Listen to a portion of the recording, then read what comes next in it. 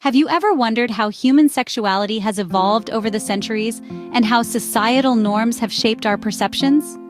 It's a fascinating topic that has been the subject of countless debates, studies, and discussions. For the longest time, we've been led to believe that monogamy, the practice of being in an exclusive relationship with one partner, is the natural state for human beings. It's a narrative that has been woven into the fabric of our social and cultural norms. However, in recent times, a different narrative is being explored, that of polyamory. Polyamory, the practice of being in multiple, consensual, loving relationships at the same time, is not only practiced by certain communities today, but is also gaining recognition and acceptance. This brings us to the question, is monogamy a societal construct or an inherent human trait? Is polyamory a modern phenomenon, or does it have roots in our ancestral past? What if we told you that monogamy might not be as natural as we have come to believe? Scene script: picture an egalitarian, hunter-gatherer society, predating the agricultural revolution. What do you think their sexual relationships looked like? It's easy to assume that they mirrored our present-day norms, isn't it? But let's delve a bit deeper, shall we?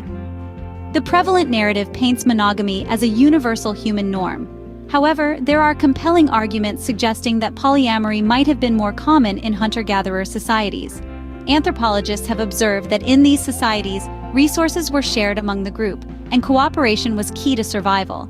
This ethos extended to sexual relationships as well, leading to what some researchers term as multi-male, multi-female mating systems.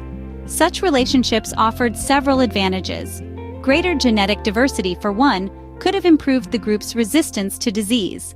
Shared parental care could have also increased child survival rates. But if polyamory was so beneficial, why did monogamy become the norm? The answer might lie in the advent of agriculture. The shift from hunting and gathering to farming brought about significant societal changes. Property and inheritance became important concepts. In a world where ownership mattered, monogamy offered a clear lineage.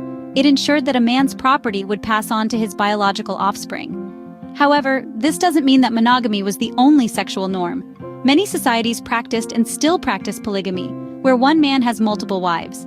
There are also examples of polyandry, where one woman has multiple husbands. And today, polyamory is gaining recognition as a valid relationship model.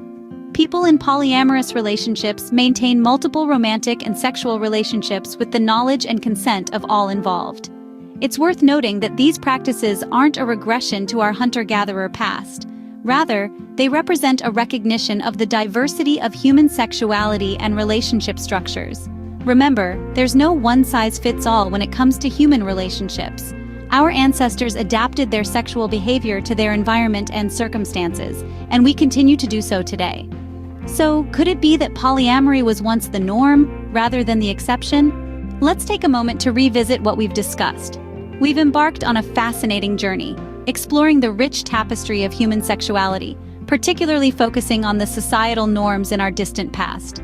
We've delved into the intriguing question of monogamy versus polyamory, pondering on how our hunter-gatherer ancestors may have conducted their sexual relationships.